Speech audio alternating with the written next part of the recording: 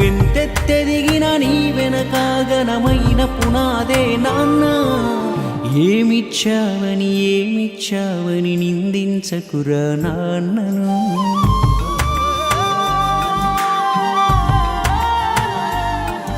ఈ భూమి మీద ఏ సిరిమించునురా తానిచ్చిన ఈ జన్మను.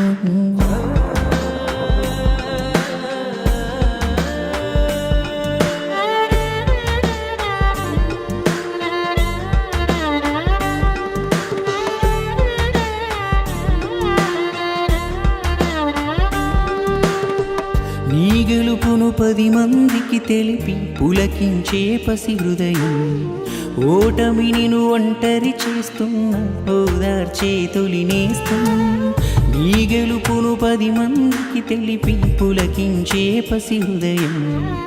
ఓటమిని ఒంటరి చేస్తున్న ఓదార్చే తొలి నేస్తం. తన రెక్కలు ముక్కలు చేసుకొని నిన్ను చెక్కెను శిల్పంగా. తను విత్తనమేసి పెంచాడు ఎదగాలి నువ్వే వృక్షంగా. నువ్వు ఇచ్చిందే తిరిగొస్తది నాన్నకు ప్రేమను యువర కన్నా.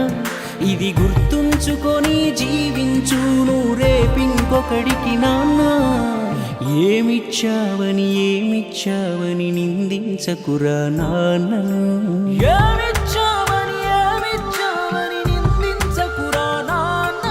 ఈ భూమి మీద ఏ సిరిమించునురా తానిచ్చిన ఈ జన్మను. ఈ భూమి మీద ఏ సిరిమించునురా తానిచ్చిన ఈ జన్మను. కెమెరాలు కెమెరామెన్లతో పని లేకుండా సెల్ ఫోన్లో సెల్ఫీలు తీసుకునే రేంజ్లో ఉన్నాం. లక్షలు పోసి ఎక్కువ మెగా పిక్సెల్స్ ఉన్న మొబైల్స్ కొంటున్నాం. కానీ ఒక్క సెల్ఫీ అయినా నాన్నతో ఉందా? ఈ పాటకు పనిచేసిన మా అందరి ఫోటోలు నాన్నలతో కలిసి వేయాలనే తాట రాగానే మాలో ఎక్కువ మందికి అలాంటి ఓ ఫోటోనే కనపడలే.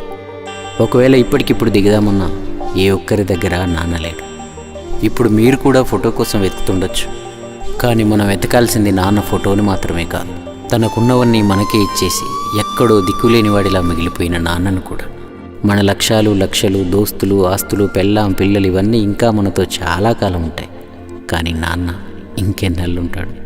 ఎన్నాళ్ళుంటే అన్నాళ్ళు, ఎంత వీలైతే అంత ప్రేమిద్దాం. పోయాక ఫోటోని కాదు, ఇప్పుడే ఈ క్షణం నుండి.